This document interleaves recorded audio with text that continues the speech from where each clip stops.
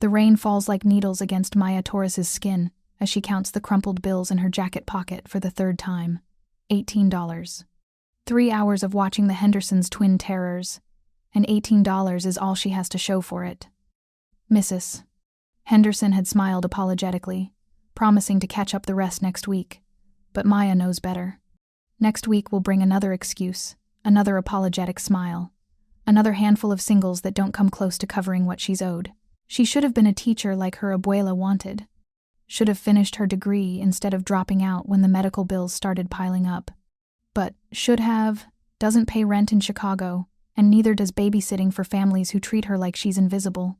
The bus stop on Wabash Avenue offers minimal shelter, just a plastic overhang that's cracked down the middle, letting rain drip through in a steady stream. Maya huddles against the advertisement board, watching. Headlights blur through the downpour. Her phone is at 3% battery. Her sneakers have holes in both soles. And she's so tired she could sleep standing up. That's when she hears it. Not crying exactly. More like whimpering. The sound a puppy makes when it's been left outside too long. If you're enjoying this story so far, don't forget to hit the like button and subscribe. Drop a comment telling me where in the world you're watching from. I love hearing from you. Maya's head snaps toward the noise. There, maybe 20 feet down the sidewalk, partially hidden behind a newspaper box, sits a little boy. He can't be more than 3 years old. His clothes are soaked through, a small dinosaur backpack beside him on the wet concrete. His lips have a bluish tint that makes Maya's stomach drop. People walk past him. A woman in a business suit, thumbs flying across her phone screen. A teenager with headphones, nodding to music Maya can't hear. A couple arguing about whose turn it was to pick up dinner. Everyone sees him. No one stops. Maya doesn't think. Her body moves before her brain catches up, crossing the distance in seconds despite the rain and her exhausted legs. "Hey, sweetheart," she says softly, crouching beside him. Water immediately soaks through her jeans, cold and unforgiving. "What are you doing out here all alone?" The boy looks up at her with enormous hazel eyes swimming in tears. He's shaking so hard his teeth chatter, his small frame convulsing with cold. He wears expensive-looking clothes, a navy blue jacket with some designer logo she doesn't recognize, dark jeans that probably cost more than her weekly grocery budget. But they're drenched, clinging to his skin like they've been wet for hours. "Where's your mama?" Maya asks, already shrugging out of her jacket. It's not much. Thin denim that's seen better days, but it's drier than what he's wearing. "Or your daddy?" The boy just whimpers, his little hands clutching something against his chest. Maya realizes it's a phone, one of those fancy models that costs more than she makes in a month. The screen is cracked, but it's still glowing. Okay. Maya murmurs, wrapping her jacket around his shoulders. It swallows him completely, but at least it's something. "You're going to be okay, I promise." She's made a lot of promises in her life. Most of them she couldn't keep. But looking at this terrified child, abandoned in the rain like garbage someone meant to throw away, she means this one with every fiber of her being. "I'm Maya," she says, rubbing his arms gently through the jacket, trying to warm him up. "Can you tell me your name?" The boy's mouth moves, but no sound comes out at first. Then, barely audible over the rain, "Mateo. Mateo," Maya repeats, smiling even though her heart is breaking. "That's a strong name. You know what that means?" "It means gift of God. My abuela told me that." Mateo's shaking doesn't stop, but something in his eyes shifts. Recognition, maybe, or just relief that someone finally sees him. Maya's mind races. She should call the police. That's the responsible thing to do. But she's seen how that works in her neighborhood. A brown kid without parents gets swept into a system that chews people up and spits them out. And something about the expensive clothes, the designer phone, tells her this might be more complicated than a lost child. "Mateo, honey, do you know your address?" Maya asks, keeping her voice gentle. "Can you tell me where you live?" He shakes his head, fresh tears spilling over. His small hand tightens around the phone, and Maya notices his knuckles are scraped, like he fell running. "That's okay," she soothes, her own hands shaking now from cold and adrenaline. "We'll figure it out." "Does someone's number saved in your phone?" Mateo nods and holds out the device with trembling fingers. The screen is locked, but there's an emergency contact visible. Just 2 words, "Papa," and a phone number. Maya hesitates. Every instinct screams that calling an unknown number could be dangerous. But leaving this child in the rain, watching him turn blue from hypothermia, that's more dangerous. She takes the phone, her thumb hovering over the call button. "Okay," she says, more to herself than to Mateo. "Let's call your papa." She presses the button. It rings once, twice.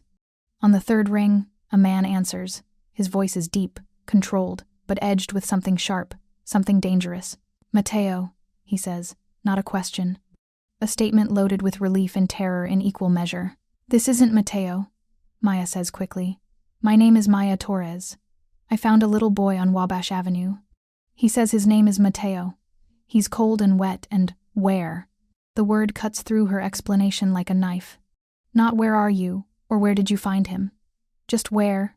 Delivered with an intensity that makes Maya's breath catch. "Wabash and Van Buren," Maya answers, pulling Mateo closer against her side. "The bus stop.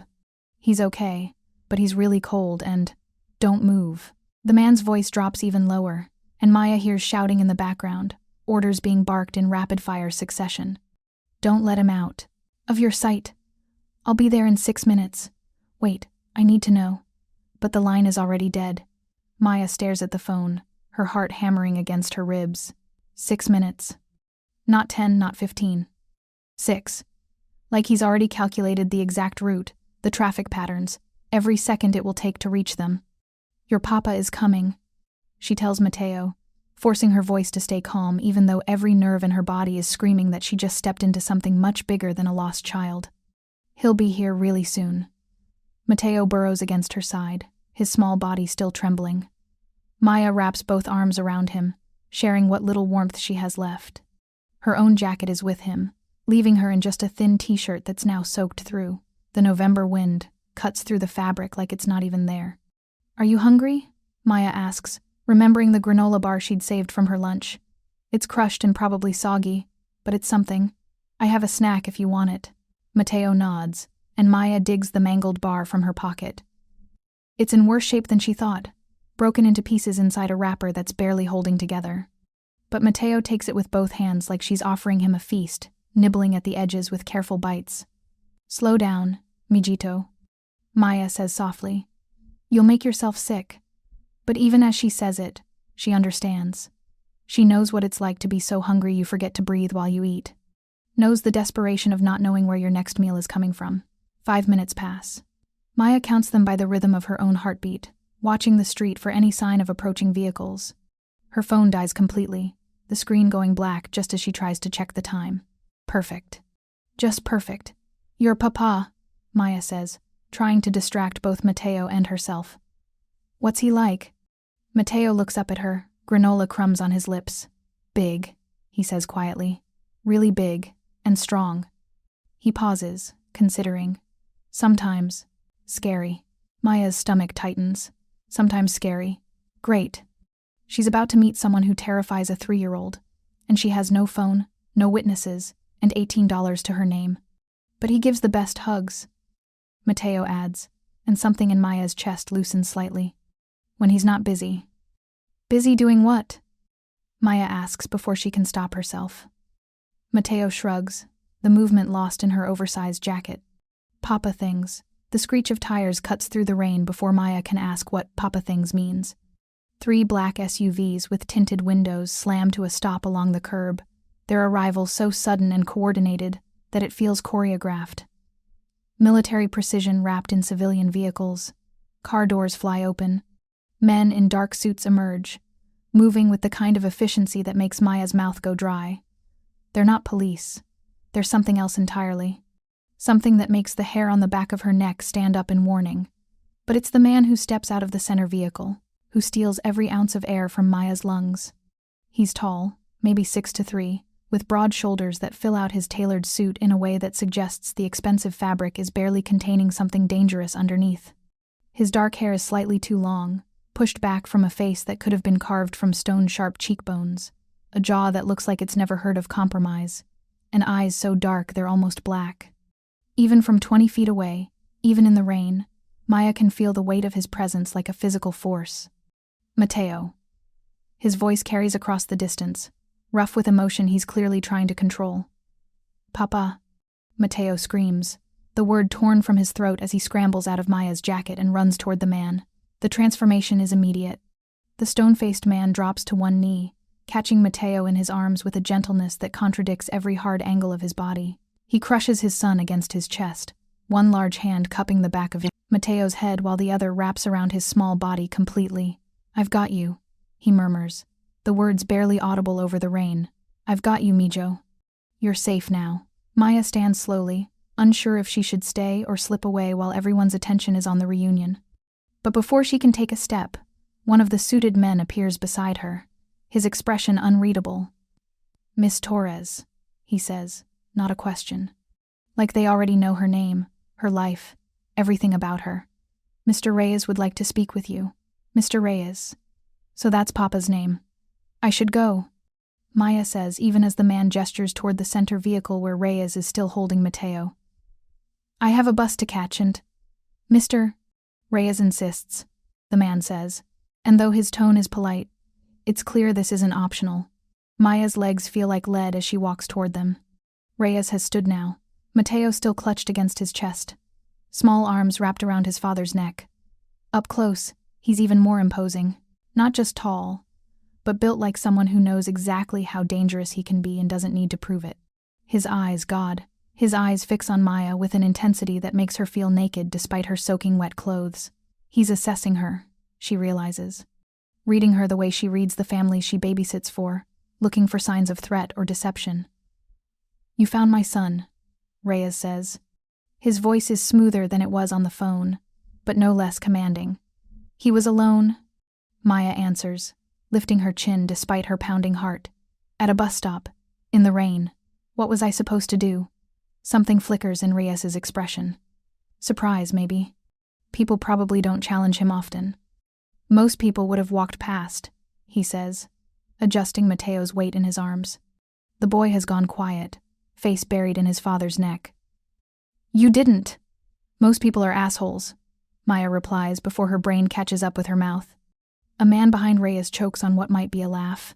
Reyes himself studies her for a long moment, rain streaming down his face, his expensive suit probably ruined. Then, impossibly, his lips twitch. Not quite a smile, but close.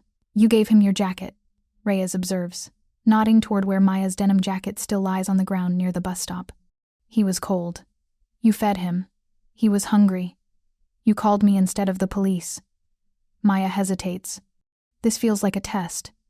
He has your number programmed as an emergency contact. That means something. Reyes's eyes narrow slightly, but not in anger. In something closer to respect. "You're smart. And careful. That's good." "Can I go now?" Maya asks, wrapping her arms around herself. She's shaking from cold, adrenaline crash, and the weight of too many eyes watching her. "I did what any decent person would do. You don't need to thank me." "No," Reyes says quietly. "I don't need to thank you. I need to make sure you're safe." Before Maya can ask what that means, he turns to the man who escorted her over. "Take Miss Torres home. Make sure she gets inside safely." "That's not necessary." Maya protests, but Reyes is already walking toward his vehicle, Mateo still pressed against him. He pauses at the open door, looking back at her over his shoulder. "It's very necessary, Miss Torres. You helped my son. That means something in my world." "And what world is that?" Maya calls after him, her exhaustion making her bold. Reyes's expression doesn't change, but something in his eyes does. Something that confirms every suspicion that's been building since those SUVs arrived with military precision. "The kind where kindness is rare," he says simply, "and therefore valuable." Then he's gone, ducking into the vehicle with Mateo, the door closing behind them with a finality that echoes through Maya's bones. "Ma'am," the suited man says, gesturing toward one of the remaining SUVs. "It's a long walk in this weather." Maya looks at the luxury vehicle, then down at her soaked clothes and holes in her shoes. Every instinct screams that accepting this ride is dangerous. That Mr. Reyes and his world of rare kindness and men in suits means trouble she can't afford. But her phone is dead. The last bus left 10 minutes ago, and it's a 40-minute walk to her apartment, in weather that's only getting worse. "Fine," she says, climbing into the SUV before she can change her mind. The leather interior is warm, heated seats already activated. It smells expensive, like leather and something darker. Something that whispers of power and danger in equal measure. As they pull away from the curb, Maya catches a glimpse of Reyes's vehicle ahead of them. Through the tinted windows, she can just make out his silhouette, Mateo still in his arms. She helped a lost child. That's all. Tomorrow, this will be a strange story, she tells her roommate over cheap wine. Nothing more. But even as Maya thinks it, she knows she's lying to herself. Because men like Reyes don't just thank people and move on. And Maya Torres, broke babysitter from the South Side, just stumbled into something much bigger than a rainy night and a lost little boy. She just doesn't know it yet. The driver doesn't speak during the 20-minute ride to Maya's apartment building. He navigates the rain-slicked streets with practiced ease, and Maya notices how his eyes constantly check the mirrors, scanning for threats she can't see. Professional. Military, maybe, or something close to it. When they pull up in front of her building a 6-story walk-up with peeling paint and bars on the ground floor windows, Maya feels the weight of judgment even though the driver's expression never changes. This is her world. Broken concrete and flickering streetlights. The opposite of black SUVs and heated leather seats. Thank you for the ride, Maya says, reaching for the door handle. Miss Torres. The driver's voice stops her. He hands her a card. Thick, cream-colored paper with just a phone number embossed in black. Mr. Reyes wanted you to have this, in case you need anything. Maya stares at the card. No name, no company. Just 10 digits that probably connect to more trouble than she can imagine. I won't need anything, she says, but takes the card anyway, tucking it into her wet pocket. Mr. Reyes also asked me to give you this. He holds out an envelope, and even before Maya opens it, she knows what's inside. Money. No. Maya pushes it back toward him. I didn't help Mateo for money. Mr. Reyes knows that. The driver says patiently. But you gave your jacket to his son, you fed him, and you're clearly soaked through from the rain. This isn't payment. It's, he pauses, searching for the right word. Gratitude. Maya's pride wars with the reality of $18 in her pocket and rent due in 5 days. She opens the envelope. Inside are 5 crisp $100 bills. Her breath catches. $500. That's more than she makes in 2 weeks of babysitting and her weekend shifts at the coffee shop combined. I can't accept this, she says, even as her fingers tremble around the envelope. This is too much. With respect, Miss Torres, refusing Mr. Reyes's gratitude would be unwise. The driver's tone is still polite, but there's an edge of warning beneath it. He doesn't offer help lightly, and he doesn't forget people who help his family. Maya looks from the money to the card in her pocket, understanding blooming like a dark flower in her chest. This isn't just gratitude. It's an opening. A door she never asked to have unlocked. Tell Mr. Reyes thank you, she says finally, knowing she can't afford to refuse. Literally. And tell him Mateo is a sweet kid. He knows, the driver says, something almost warm entering his voice. That boy hasn't stopped talking about the nice lady with the abuela story since we found you. Despite everything, Maya smiles. Take care of him. We will. And Miss Torres? The driver waits until she meets his eyes. Mr. Reyes takes care of the people who take care of his. Remember that. Maya climbs out into the rain, which has lessened to a steady drizzle. She watches the SUV pull away, its taillights disappearing into Chicago's nighttime traffic, and realizes her hands are shaking again. Not from cold this time. From the weight of what just happened. She helped a child. And somehow, that simple act of kindness has connected her to a man whose world operates on different rules than hers. A man whose gratitude comes with implicit strings she can't even see yet. Inside her apartment, Maya peels off her wet clothes and stands under a hot shower until her skin turns pink and the shaking finally stops. $500 sits on her kitchen counter, the bills still crisp and perfect. Blood money, maybe. Or maybe just what the driver said, gratitude from a father who thought he'd lost his son. She should rip up the card. Burn the money. Forget tonight ever happened. Instead, Maya finds herself staring at that cream-colored card, wondering about the man on the other end of that phone number, wondering about Mateo, tucked safe in his bed now, probably in some mansion that makes her apartment look like a cardboard box. Wondering why, despite every logical reason to run, she feels drawn toward something she knows she should fear. Her phone, plugged in and finally charging, buzzes with a text from her roommate, Jess. "Where are you? You okay?" Maya types back. "Long story.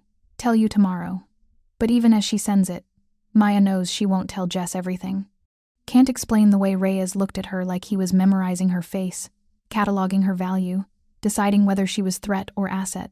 Can't describe the military precision of those SUVs, or the polite menace in the driver's warning about refusing Reyes's gratitude. Some stories are too big to share, too dangerous to speak aloud. Maya crawls into bed, exhaustion finally winning over anxiety. Her last thought, before sleep claims her, is of Mateo's small hand clutching that phone, his whispered help that started all of this. She saved a child tonight. That matters more than money, or mysterious men, or implied warnings. That has to be enough. Maya wakes to pounding on her apartment door. Disoriented, she checks her phone. 7:47 a.m. She doesn't have class until noon, and Jess left hours ago for her shift at the hospital. The pounding continues, urgent, insistent, coming. Maya calls, pulling on sweatpants and a t-shirt before stumbling to the door. She checks the peephole and nearly falls backward. 2 men in suits stand in her hallway. Different men from last night, but cut from the same cloth. Expensive clothes, alert postures, eyes that miss nothing. Miss Torres. One of them says when she opens the door a crack, chain still engaged. "Mr. Reyes would like to speak with you." It's about Mateo. Maya's stomach drops. Is he okay? What happened? He's fine, the man assures her quickly. But there's been a situation. Mr. Reyes would appreciate your assistance. We have a car waiting downstairs. I don't even know you, Maya says, even as she's already mentally calculating whether she has time to shower. How did you get my address? The man's expression doesn't change. Mr. Reyes knows many things, Miss Torres, and he's asking, not demanding. But Mateo is asking for you specifically, and Mr. Reyes doesn't deny his son much. The mention of Mateo dissolves Maya's resistance.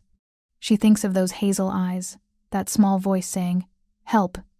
If he's asking for her, if something's wrong, give me 10 minutes.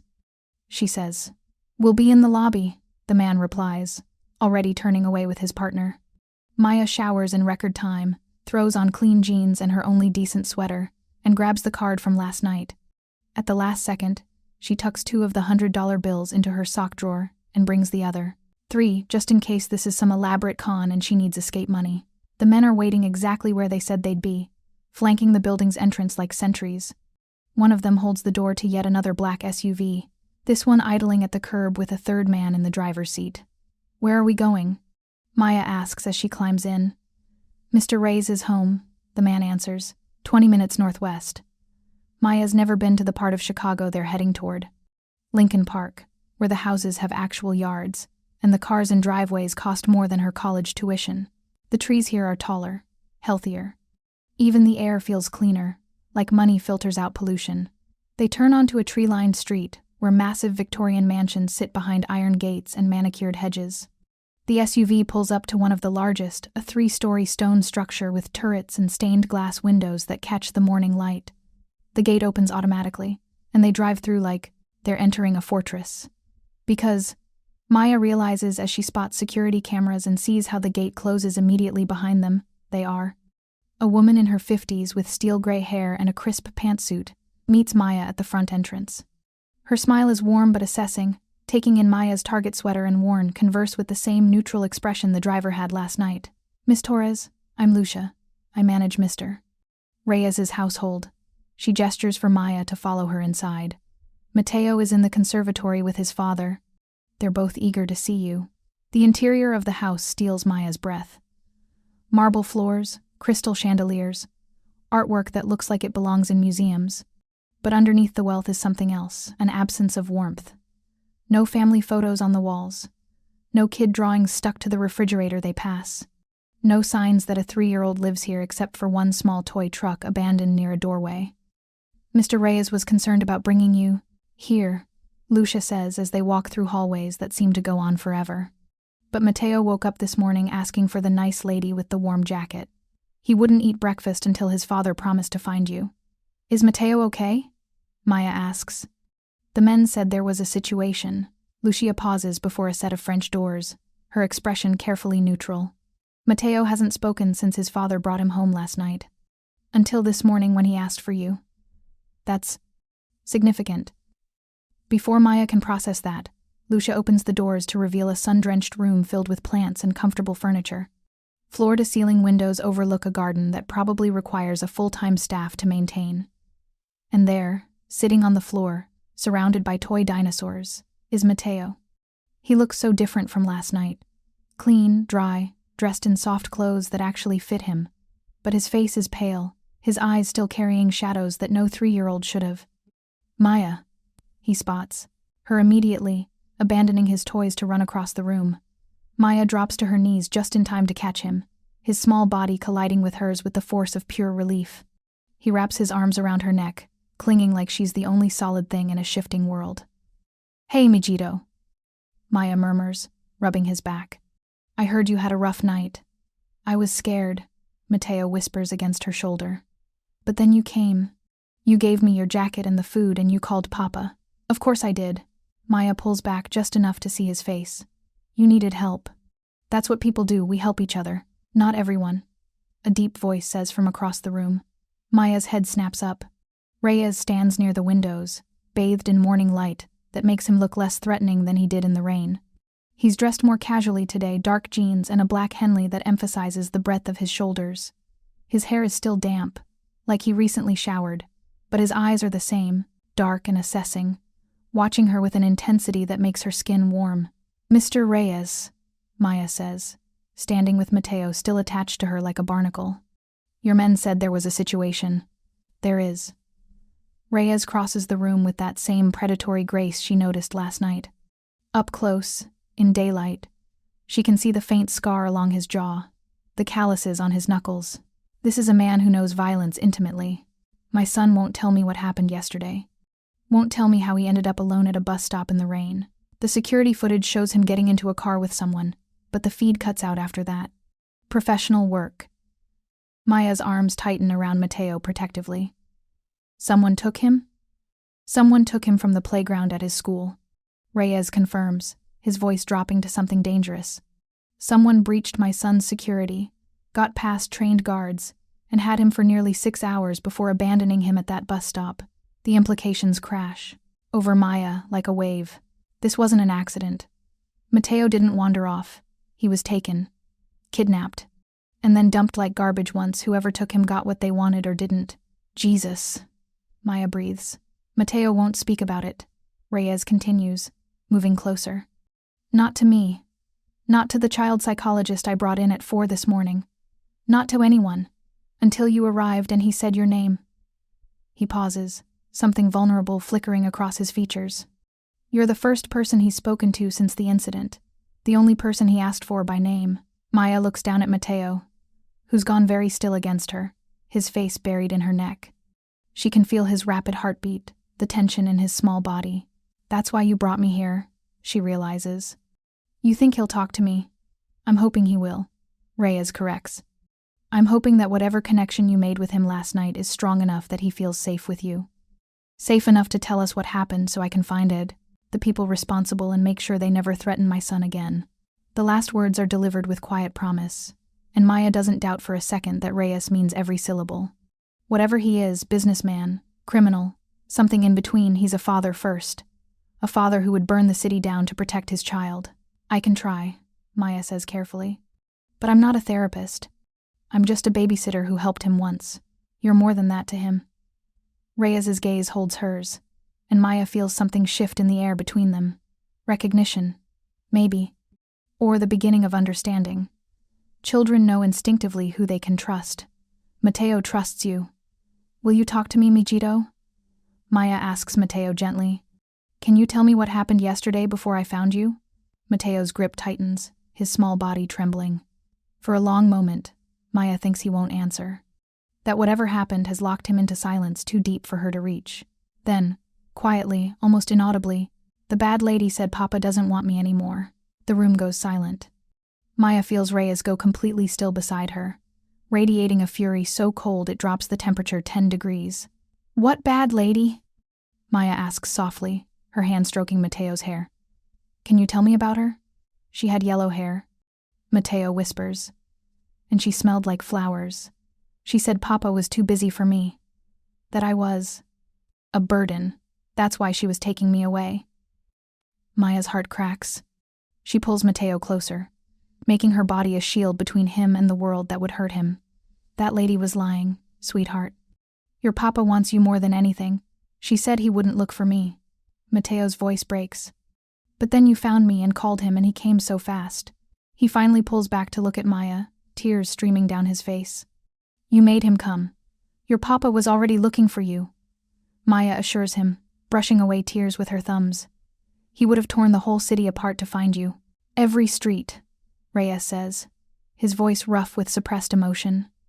He kneels beside Maya, bringing himself to Mateo's eye level. "Every building, every person who might know where you were. I would have found you, mijo. Always. There is nothing more important to me than you." Mateo looks between Maya and his father, something fragile and hopeful blooming in his expression. "Promise? Promise," Reyes says without hesitation. "You are everything to me. Everything." Mateo launches himself at his father, and Reyes catches him with the same gentle desperation Maya saw last night.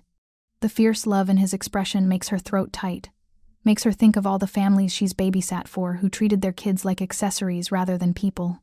Reyes might be dangerous, might be involved in things that would make her run if she knew the details, but he loves his son with a ferocity that can't be faked. "Can Maya stay?" Mateo asks, voice muffled against his father's chest. "Please?" Reyes looks at Maya over his son's head, and she sees the question in his eyes. Not demanding, not assuming, actually asking. "I have class at noon," Maya says, checking her phone. "It's already 9:30. But I can stay for a little while. I'll have someone drive you to campus," Reyes says immediately. "And bring you back after, if you're willing." Mateo clearly needs.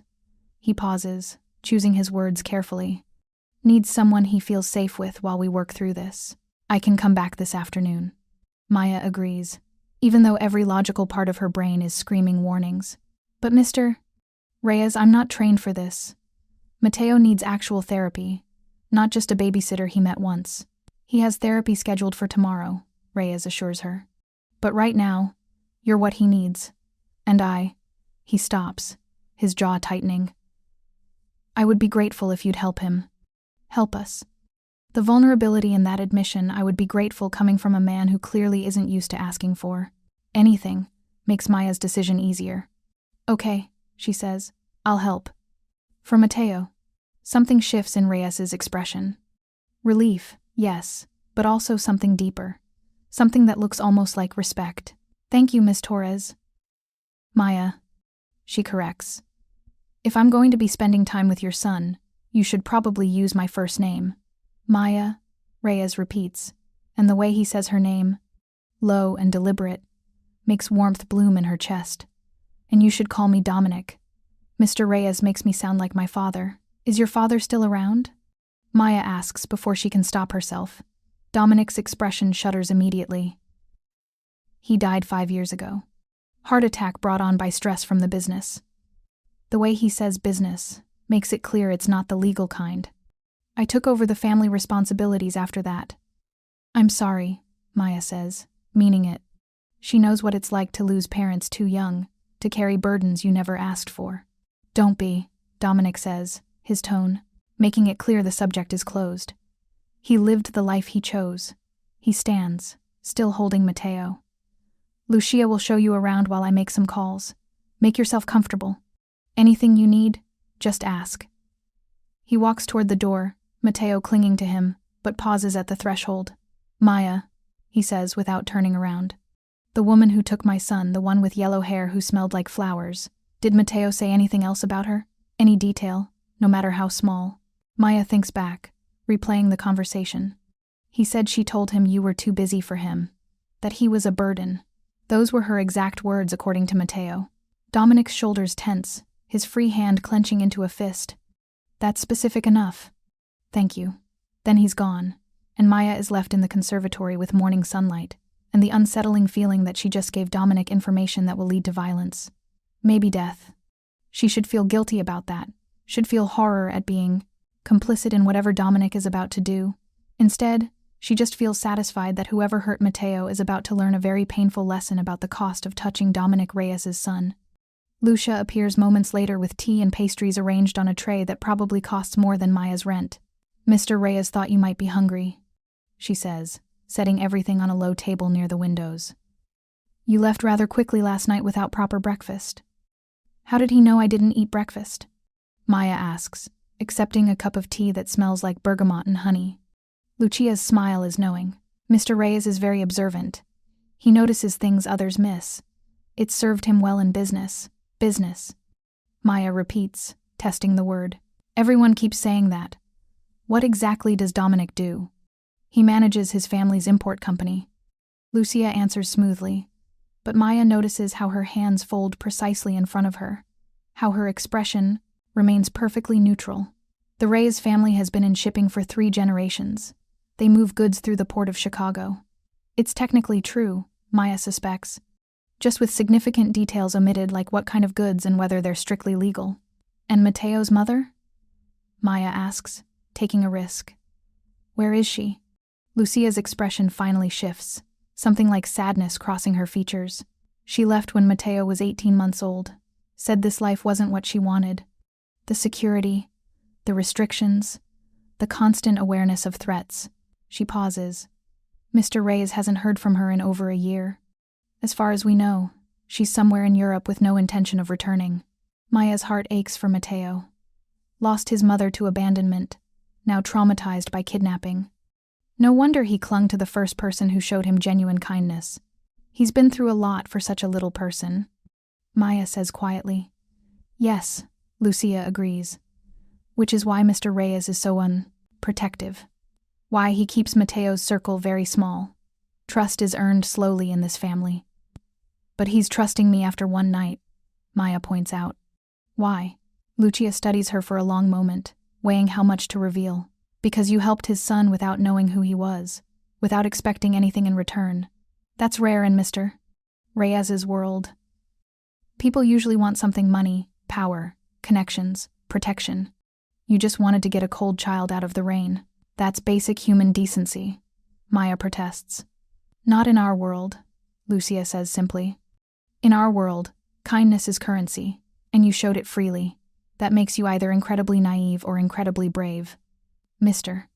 Reyes is trying to figure out which. Maya sips her tea, processing this. What do you think I am?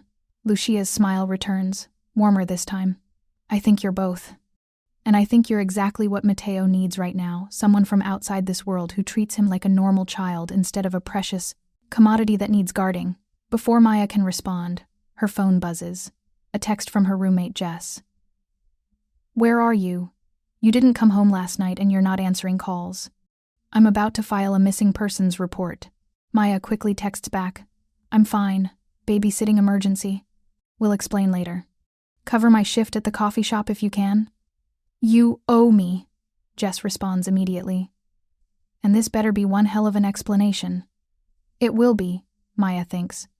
If she ever figures out how to explain any of this. She's still staring at her phone when Dominic returns, Mateo no longer with him. He moves like smoke, silent and sudden, appearing beside her chair before she realizes he's entered the room. If you're hooked on this story, make sure to subscribe and turn on notifications so you never miss an upload. Your support means everything and helps me bring you more emotional stories like this one. Mateo's drawing in his room, Dominic says, settling into the chair across from her with predatory grace. I have a proposition for you, Maya. Maya's stomach tightens. Here it comes. The real reason he brought her here. I'm listening, she says carefully. I need someone I can trust with my son, Dominic begins, his dark eyes intense on hers. Someone outside my usual circle who won't be compromised by loyalty to other families or fear of my reputation. Someone Mateo actually connects with. You want to hire me? Maya realizes. As what, exactly? A bodyguard? I'm 5'3" and my fighting experience is limited to breaking up toddler disputes. Dominic's lips twitch almost a smile. Not a bodyguard. Those I have plenty of. I want you as Mateo's companion.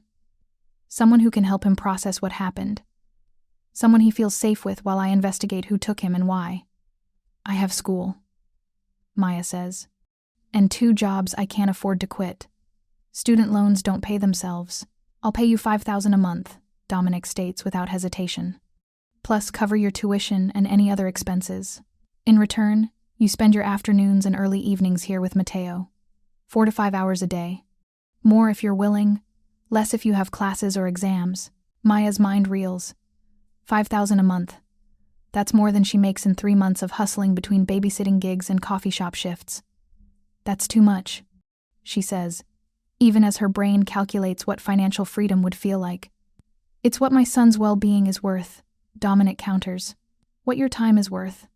What the risk of being associated with my family is worth. That stops Maya cold. Risk? Dominic leans forward, elbows on his knees, his expression grave. Be very clear about what you're agreeing to, Maya. My world is dangerous.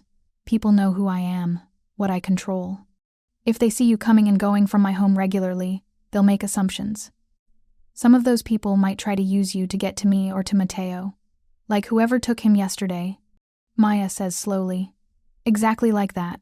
Dominic's jaw tightens. I have security measures in place.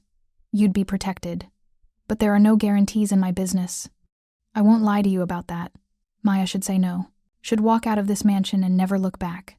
Should let Dominic Reyes and his dangerous world exist separately from her safe, boring, struggling life. But then she thinks of Mateo's small hand in hers, his whispered, help, the way he clung to her this morning like she was the only safe thing in a terrifying world. Would I be safe? She asks. If I agree to this, would you actually protect me? Or is that just something you're saying? Dominic holds her gaze, and Maya sees something fierce and absolute in his eyes. I protect what's mine, always. If you work for me, if you help my son, you become part of my circle. That means I would burn this city to the ground before I let anyone hurt you. The intensity of his promise steals Maya's breath. She believes him. God help her, she believes every word. I need to think about it, she says, even though part of her has already decided. Fair enough. Dominic stands, pulling a card from his pocket different from the one the driver gave her last night. This one has his name embossed in black ink above a phone number. Call me by tomorrow. Mateo's therapy starts the day after, and I'd like you there if you're willing. Maya takes the card, her fingers brushing his for just a moment. The contact sends electricity racing up her arm, making her breath catch. I'll call you, she promises. Good. Dominic escorts her to the door where the same SUV waits to take her to campus. But before she can leave, he catches her wrist gently, his touch warm and surprisingly careful. Maya, whatever you decide, thank you for what you did last night. For seeing my son when everyone else walked past. That matters more than you know. Maya nods, not trusting her voice.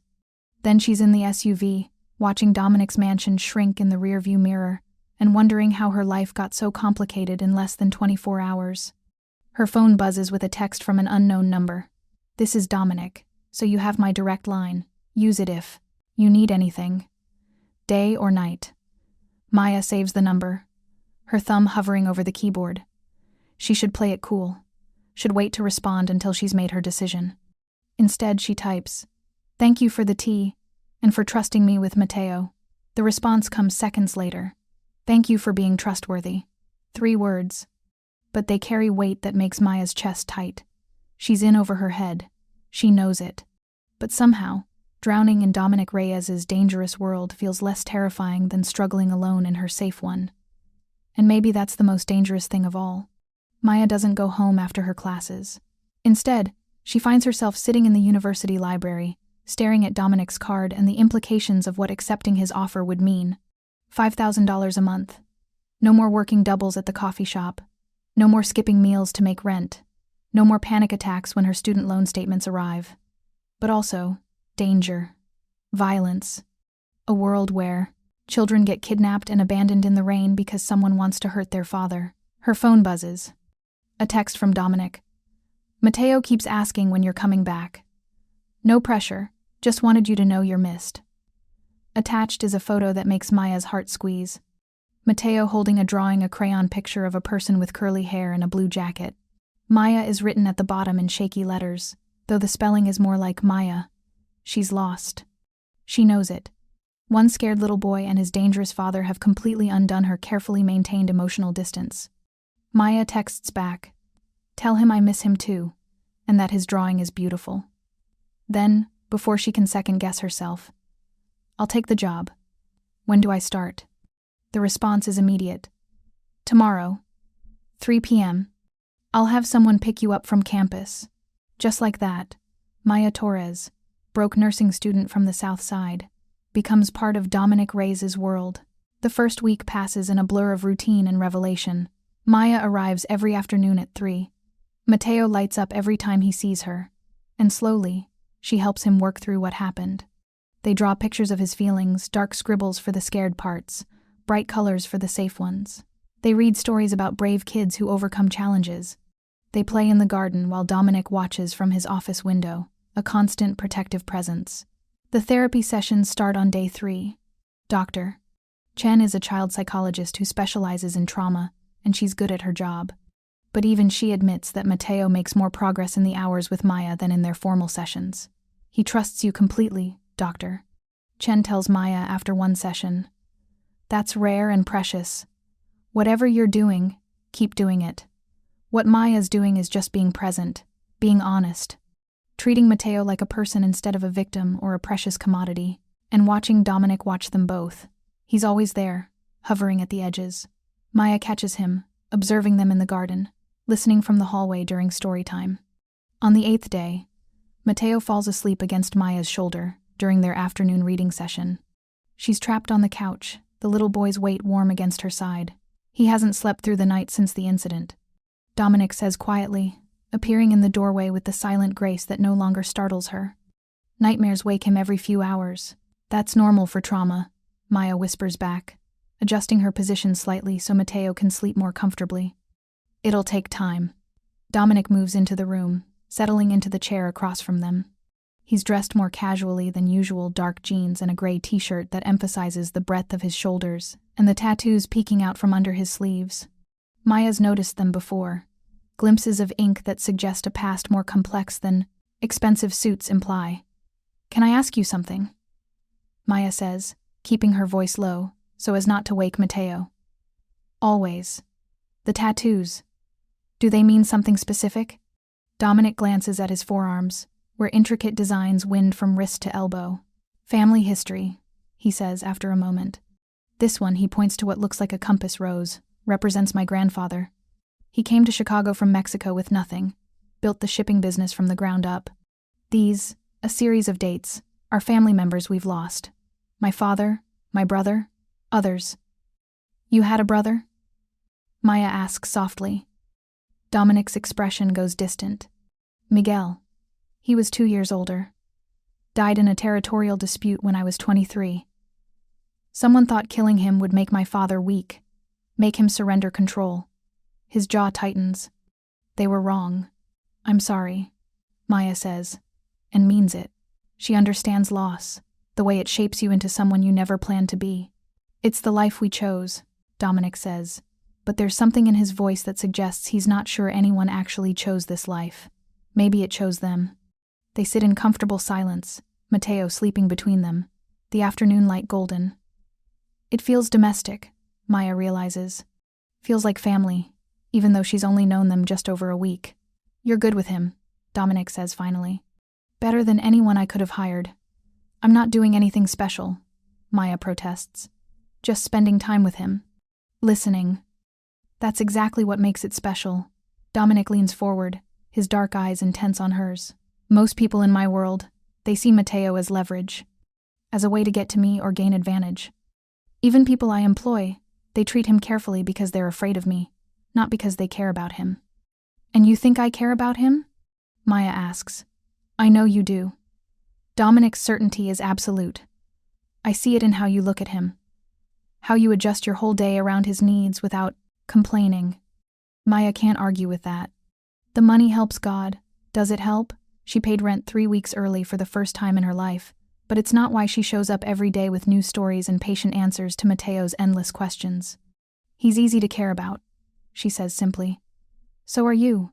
Dominic replies, and the words hang in the air between them, loaded with meaning neither is quite ready to address. On day 12, everything changes. Maya arrives at her usual time to find the mansion in lockdown. Extra security at the gates. Men with visible weapons patrolling. The tension is thick. Lucia meets her at the door, her usual composure slightly frayed. Miss Torres. Mr. Reyes is in his office dealing with a situation.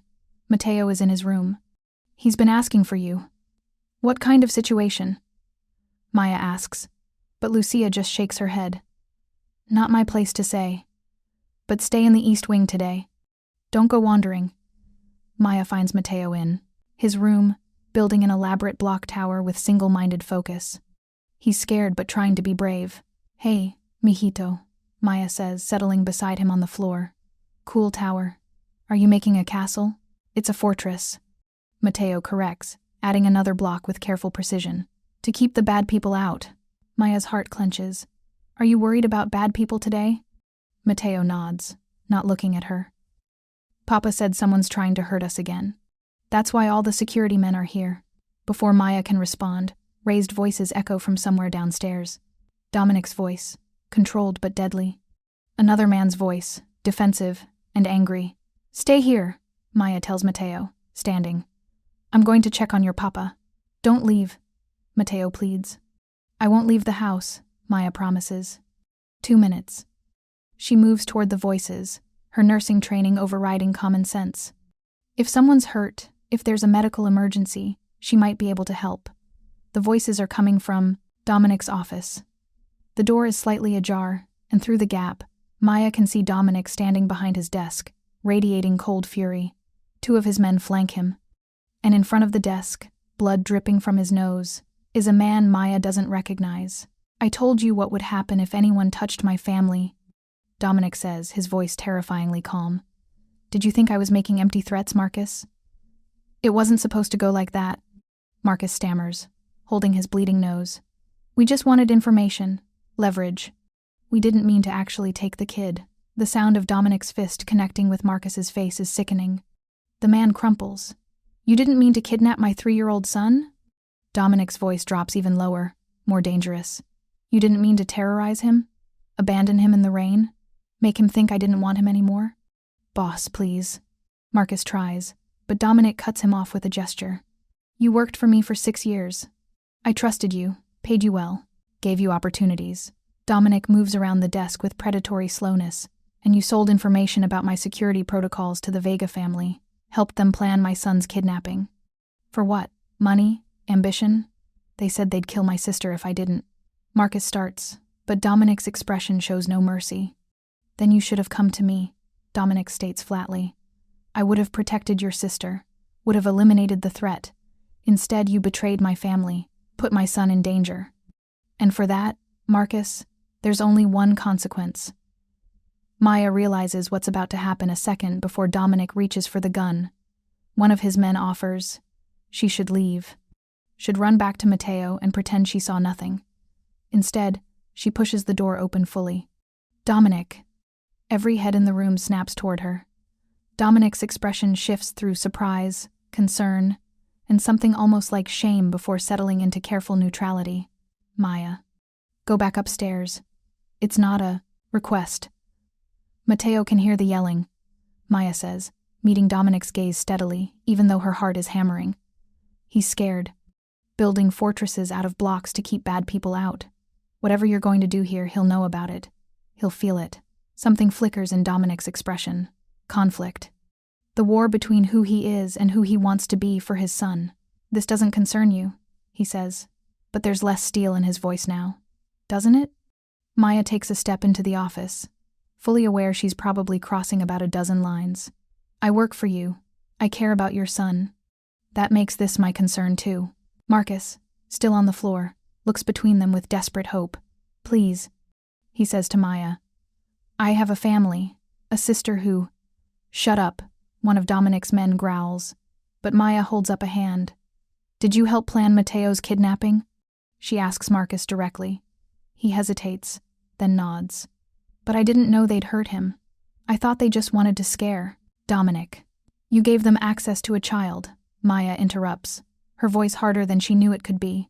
Whatever you thought would happen, you put a 3-year-old in danger. You don't get to claim innocence because the outcome was worse than you imagined. Marcus's face crumples. I know. I'm sorry. Sorry doesn't fix trauma, Maya says. She turns to Dominic. But killing him doesn't either. Mateo's already terrified. How much worse if he knows his father killed someone today? Dominic stares at her for a long moment, his expression unreadable. Then, slowly, he lowers the gun. Get him out of here, he tells his men. Take him to the warehouse. I'll deal with him later when I'm thinking clearly. The men haul Marcus out, and suddenly Maya and Dominic are alone in the office. The tension shifts, becomes something different, more personal. You shouldn't have seen that, Dominic says quietly. Probably not, Maya agrees. But I did. And now we both have to decide what that it means. It means you know exactly what I am. Dominic sets the gun on his desk. What I'm capable of. Most people would run. I'm not most people, Maya says, echoing his words from their first meeting. And I already knew what you were, Dominic. I'm not stupid. Nobody has this much security, this much power, this many armed men, unless they're controlling something illegal. Knowing abstractly is different from seeing it, Dominic argues. You just watched me beat a man bloody, watched me prepare to kill him, and you're still here. I'm here because Mateo needs me, Maya says, and because you stopped. When I asked you to think about your son, about the violence he'd carry, you stopped. That tells me something important. What does it tell you? Dominic moves closer, his presence overwhelming in the confined space. That you're more than the worst thing you've ever done, Maya answers honestly. That you're trying to be better, for him, if not for yourself. Dominic's hand comes up, cupping her cheek with surprising gentleness. His palm is warm, his thumb brushing across her cheekbone in a gesture that makes her breath catch. You're dangerous, Maya Torres, he murmurs. More dangerous than anyone I've ever met. I'm a nursing student who's afraid of heights. Maya protests weakly, very aware of how close he is. You make me want to be someone different, Dominic says, his dark eyes searching hers. Someone worthy of the way you look at me. That's terrifying. Good, Maya whispers. You should be terrified. I'm terrified too. For a moment, she thinks he's going to kiss her. The tension between them is electric, pulling them together like gravity. But then voices sound in the hallway, and Dominic steps back, the moment breaking. I should check on Mateo, Maya says, her voice not quite steady. Maya. Dominic catches her wrist gently as she turns. Thank you for stopping me, for seeing past what I am to what I could be. You're already more than you think, Maya tells him. Then she's gone, hurrying back to Mateo, her heart racing and her mind reeling from what almost happened. Behind her, Dominic stands alone in his office, staring at the gun on his desk and wondering how a nursing student became the most important person in his world in less than 2 weeks. That night, after Maya has gone home and Mateo is finally asleep, Dominic makes a call. The Vega family, he says when the other line picks up. I want a meeting. Tomorrow. Neutral ground. We end this now. Because Marcus was right about one thing, his sister was being threatened. The Vegas are making moves, testing boundaries, and Mateo's kidnapping was just the opening salvo. Dominic won't wait for the next attack.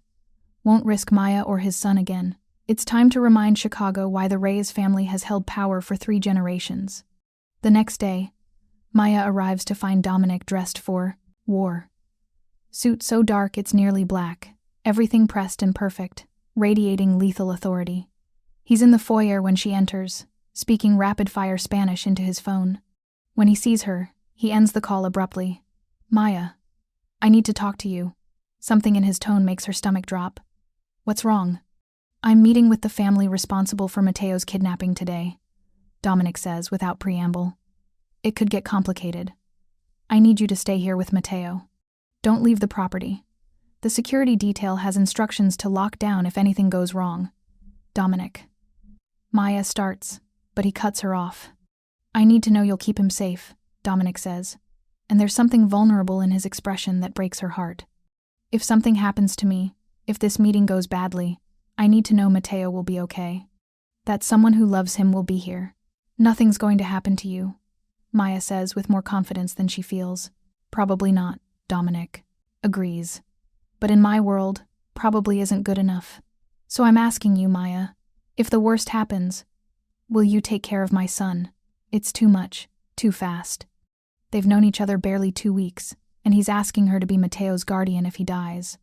But looking at his face, at the fear he's trying to hide behind ruthless control, Maya can't say no. Yes, she whispers. I'll take care of him, I promise. Dominic's relief is palpable. He steps close, pressing a kiss to her forehead that feels like a blessing and a goodbye in equal measure. Thank you for everything you've given us, for being exactly what we needed.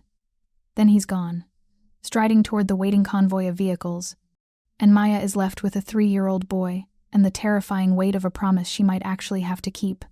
Hours pass in agonizing slowness.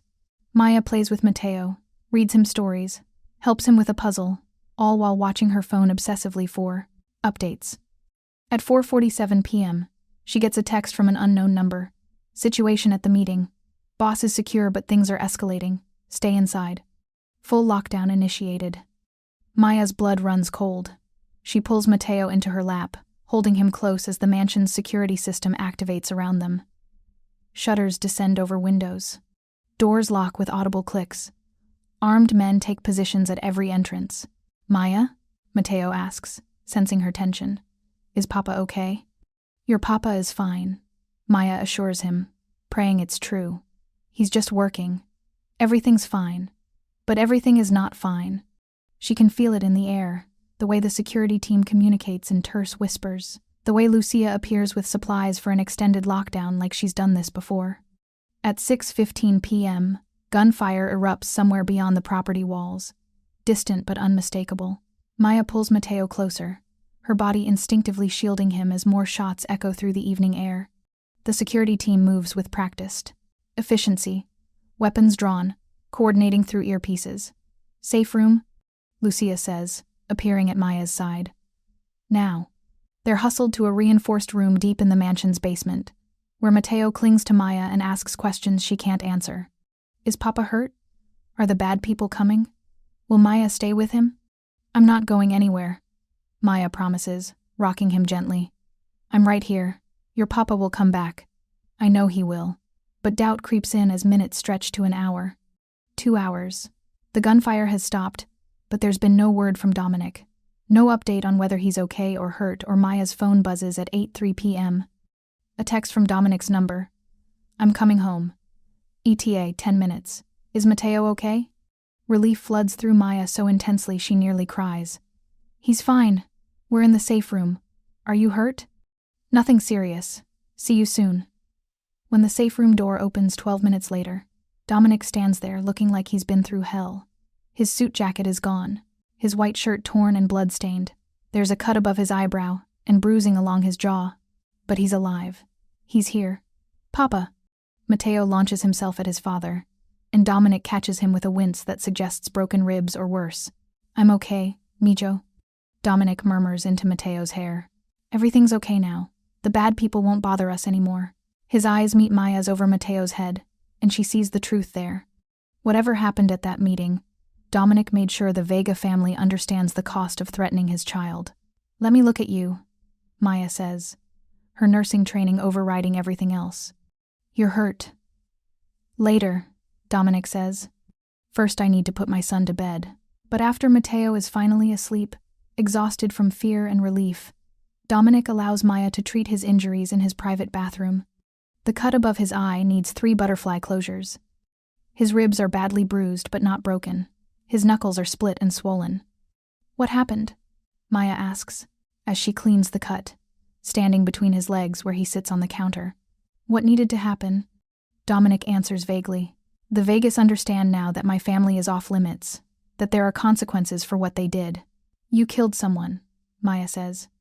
Not a question. Yes. No hesitation. No apology. Maya should be horrified, should feel sick at the casual admission of murder. Instead, she just feels tired. Tired of the violence that follows this man. Tired of being afraid for people she's come to care about too much. I can't keep doing this, she whispers, her hand stilling on his chest. I can't keep waiting to hear if you're alive or dead. Can't keep explaining to Matteo why his father leaves and might not come back. I know, Dominic says quietly.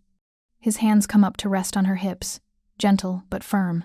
I know it's not fair to ask you to live like this, but Maya, He stops, seeming to war with himself. You what? Maya prompts. I don't want to lose you. Dominic admits, the words clearly difficult. You and Matteo, you're the only good things in my life. The only reasons I'm trying to be better, to build something more than violence and territory disputes. If you leave, I'm not leaving, Maya interrupts, surprising herself. I'm scared and I'm angry and I think you're reckless with your own life. But I'm not leaving. Matteo needs me. And I think maybe you do too. Something breaks in Dominic's expression. He pulls her closer, his forehead resting against her stomach. I don't deserve you, either of you. Probably not. Maya agrees, her fingers threading through his hair. But you have us anyway. Try not to get yourself killed, okay? Dominic looks up at her, and the emotion in his dark eyes steals her breath. Maya, I need to tell you something. What? I'm falling in love with you, he says simply. I know it's too fast. I know it's insane. But somewhere between watching you give my son your jacket and seeing you stand up to me, in my office, I fell. And I need you to know that. I need you to understand that this isn't just about Matteo anymore. It's about you. About us. Maya's heart hammers against her ribs. This is the moment. The moment where she admits the truth she's been avoiding for days. I'm falling too, she whispers. And it terrifies me. Dominic stands, pulling her fully against him despite his injuries. When he kisses her, it's gentle and devastating in equal measure. A promise and a question wrapped into one perfect moment. Maya kisses him back, pouring everything she feels into it, the fear, the hope, the desperate love she's been trying to deny. When they finally break apart, both breathing hard, Dominic rests his forehead against hers. Stay, he says. Not just for today. Stay here. Move in with us. Let me keep you safe. Let me love you properly. Dominic, I know it's fast, he interrupts, but my world doesn't move slowly. And I don't want to waste time pretending this is just a job. Pretending you're just Matteo's caretaker when you're so much more than that. Maya knows she should say no. Should maintain boundaries. Should protect herself from the inevitable heartbreak that comes with loving a man who lives dangerously. Instead, she says, Okay. Okay? Dominic's surprise is genuine. Okay, I'll move in. I'll stay. But Dominic, she cups his face in both hands. You have to promise me you'll be careful. That you'll come home. Because I can't do this, can't love you. If I'm constantly waiting for the call that says you're dead. I promise, Dominic says without hesitation. I'll be careful. I'll come home. Always. It's a promise he might not be able to keep. They both know it. But sometimes love means believing in impossible things. 2 weeks later, Maya's belongings, all of them fitting in 4 boxes and 2 suitcases, are moved into the east wing of Dominic's mansion. Her roommate Jess thinks she's insane, but Maya doesn't care. This is where she belongs now. With Matteo, who calls her his best friend and draws her pictures every day. With Dominic, who looks at her like she hung the moon and stars. In this dangerous, complicated, beautiful life she never expected. The morning after she moves in, Maya wakes to find Matteo asleep between her and Dominic, the little boy having crawled into bed with them sometime in the night. Dominic's arm is draped over both of them, protective even in sleep. This is family, Maya realizes. Not perfect, not safe, but real and honest and worth fighting for. Her phone buzzes with a text from her abuela, who she finally called to explain where she is. Mi amor, sometimes the best things in life are the ones we never planned. Be careful, be happy. And call me every week or I'll come to that fancy house and drag you home by your ear. Maya smiles, typing back. I love you too, abuela. And yes, I'll call every week. She sets down the phone and settles back into the warmth of her new family. Outside, Chicago wakes to another day. Inside these walls, Maya Torres has finally found the home she's been searching for all her life. It came with danger and violence and complications she could never have imagined, but it also came with love. Real, fierce, protective love that makes everything else worth it. And that, Maya decides, is more than enough. 3 months later, Dominic proposes in their garden, while Mateo builds sandcastles nearby. The ring is simple, elegant.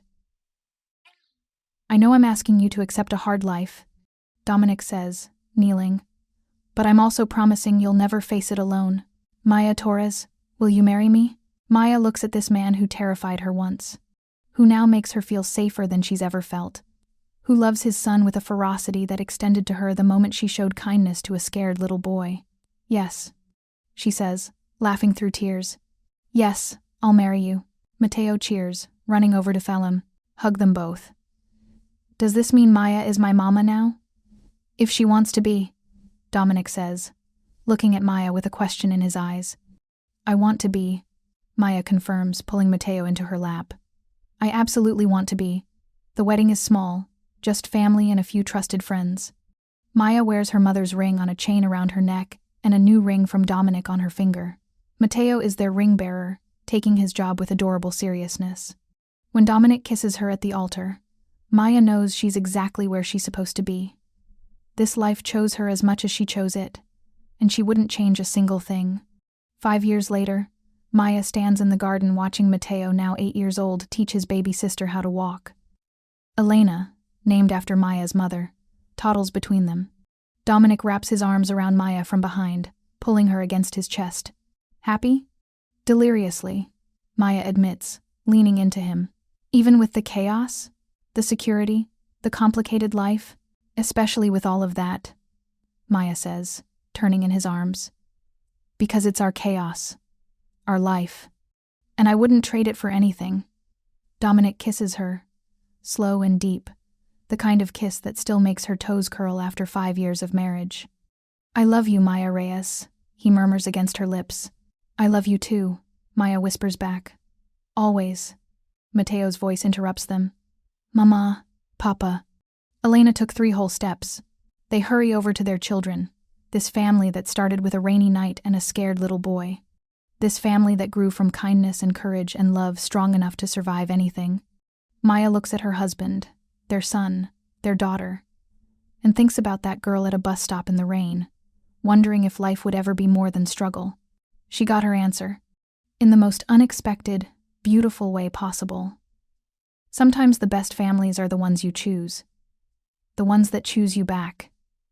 This is Maya's family, hard-won and fiercely protected. And I wouldn't change a single thing. Thank you so much for watching until the end.